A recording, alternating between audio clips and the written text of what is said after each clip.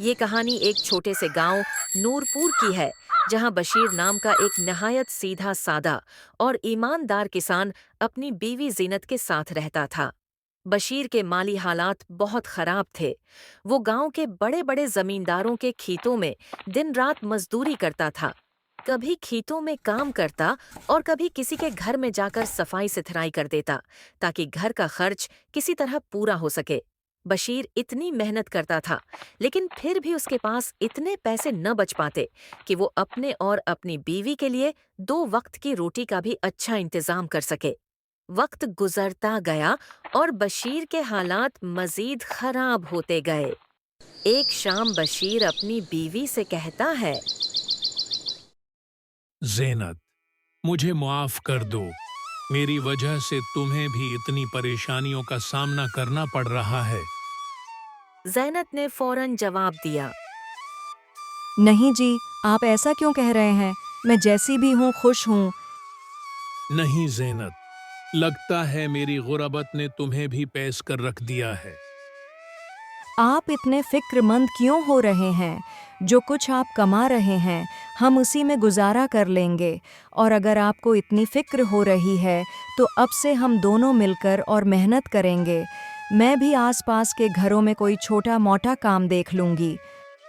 नहीं ज़ेनत, तुम्हें पहले ही बहुत परेशान कर चुका हूँ। अब तुम्हें दूसरों के घरों में काम करते नहीं देख सकता। तुम बस दुआ करो, मैं और मेहनत करूँगा। बाकी सब अल्लाह पर छोड़ देते हैं। पर आप कितना भी काम कर लें, यहाँ कोई मजदूरी सही से नहीं देता। अब तो पहले की तरह काम भी नहीं मिलता।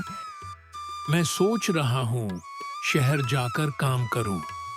यहाँ दिन रात मजदूरी के बावजूद 2 वक्त की रोटी नसीब नहीं होती। शहर में मेहनत करूँगा तो कम उज कम कुछ ज्यादा कमा लूँगा।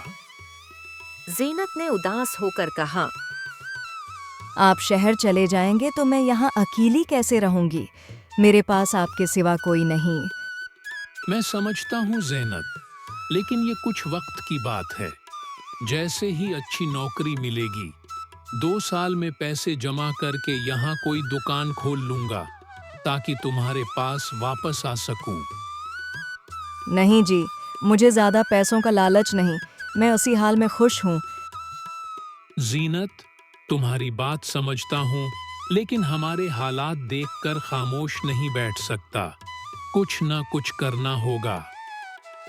ठीक है जी, अगर आपको यही बेहतर लगता है तो जाइए, लेकिन अपना ख्याल रखिएगा। मैं अभी आपका सामान बांध देती हूँ। आप कल सुबह निकल जाइएगा। अगले दिन बशीर अपना सामान लेकर शहर की तरफ रवाना हो जाता है। दिन भर के सफर के बाद वो शहर पहुंचता है। शहर उसके लिए बिल्कुल अजनबी था। न कोई दोस्त, न रिश्तेदार। चलो, अब पहले कोई सिर छिपाने की जगह तलाश करूं ताकि रात गुजार सकूं। वो मुख्तलिफ होटलों में गया, लेकिन वहां के किराए सुनकर हैरान रह गया। अरे बाप रे! इतने में तो मैं पूरे महीने का राशन खरीद लूं। होटलों से मायूस होकर वो लोगों के घरों के दरवाजे खुटखटाने लगा। एक घर के बाहर एक शख्स बैठा था। बशीर ने कहा, भाई, मैं दूर गांव से आया हूं। शाम हो रही है। रात गुजारने के लिए थोड़ी जगह चाहिए। मेहरबानी करके मुझे आज रात के लिए पनाह दे दो। वो आदमी बोला, मुझे तुमसे कोई मतलब नहीं। न मैं तुम्हें जानता हूँ न पहचानता हूँ। तुम कहीं और ठिकाना ढूंढो। बशीर को उसकी बात बहुत बुरी लगी, मगर खामोशी से आगे बढ़ गया। थोड़ी दूर जाकर एक और घर के पास पहुंचा, जहां एक औरत बैठी थी। बशीर ने कहा, बहन, मैं बहुत दूर से आया हूँ और अब रात होने को है। क्या मैं आज रात तुम्हारे घर रह सकता हूँ? औरत बोली, भाई, मैं तुम्हारी मजबूरी समझती हूँ, मगर मेरे घर में सिर्फ मैं और मेरी बेटी रहते हैं। मैं किसी अजनबी मर्द को घर में नहीं रख सकती। माफ़ कीजिए। कोई बात नहीं बहन, शुक्रिया। बशीर कई घरों में गया मगर सबने इनकार कर दिया। वो परेशान हो गया। या अल्लाह, यहाँ कोई मुझे अपने घर में रखने को तैयार नहीं। अब कहाँ जाऊं? ये सोच ही रहा था कि एक कच्ची झोंपड़ी पर नजर पड़ी। वहाँ एक बूढ़ी उम्मा बैठी थी। बशीर ने आवाज दी। अम्मा, क्या मैं आपसे 2 मिनट बात कर सकता हूँ? बूढ़ी उम्मा बाहर आए। अम्मा, मैं काम की तलाश में आया हूँ। सबने इनकार कर दिया। अब आपसे उम्मीद है कि मुझे रात गुजारने की जगह दे दें। अम्मा बोली। बेटा, तुमने मुझे माँ कहा है। माँ अपने बेटे को बाहर कैसे रख सकती है? आ जाओ अंदर। बशीर अंदर आ गया। उम्मा बोले।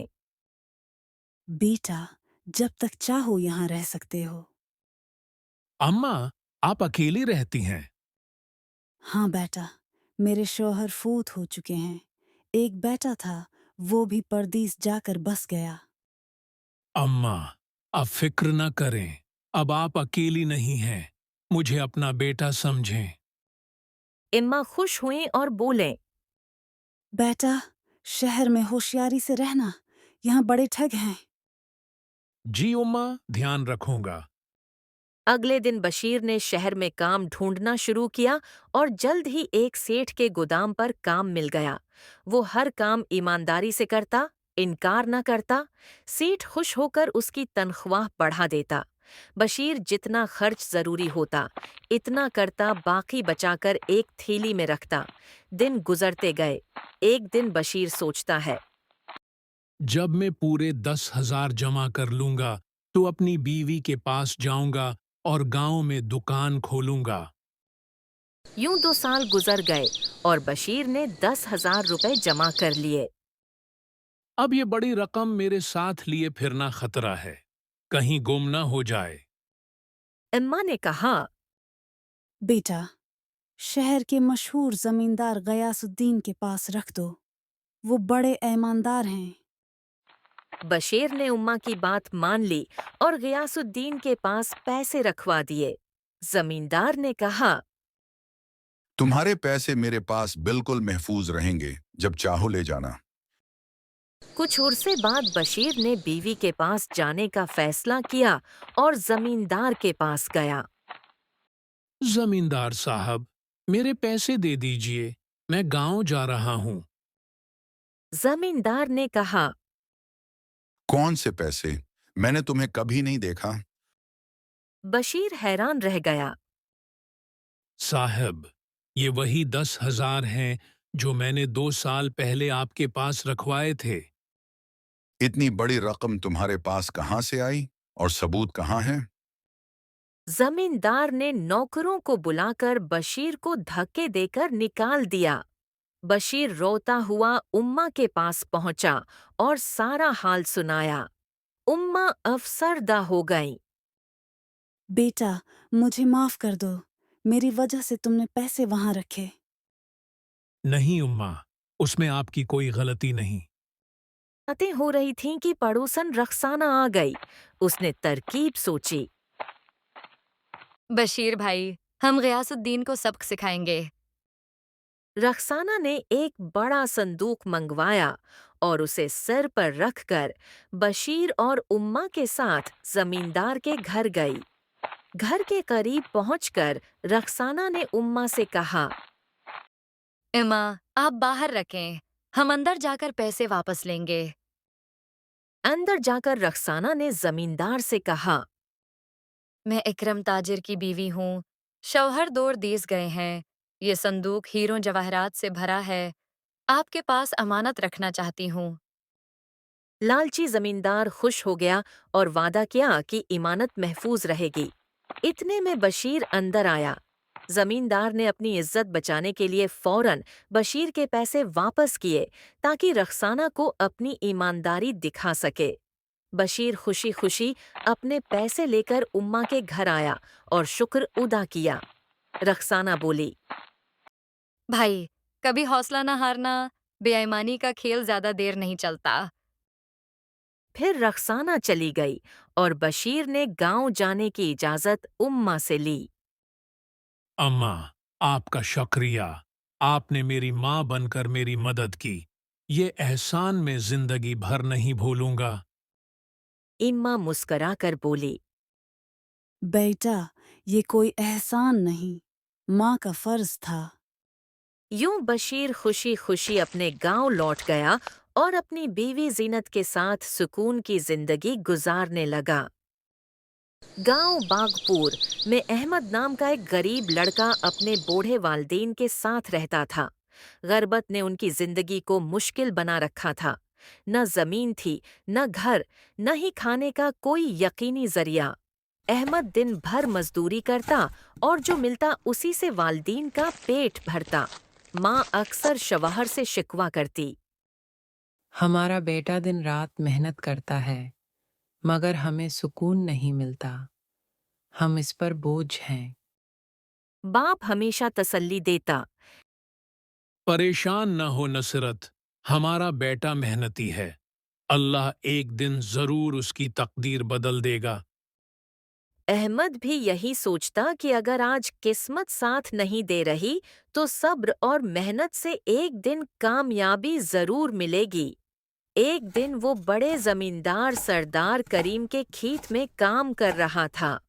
करीम सख्त परेशान था। अहमद ने हिम्मत करके पूछा। मालिक, आप गमगीन लग रहे हैं, क्या बात है?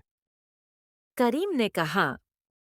मेरी आबाई जमीन पर गांव के दो बाप बेटे राशिद और कामरान ने कब्जा कर लिया है। आन के इस रुसूख की वजह से मैं कुछ नहीं कर पा रहा।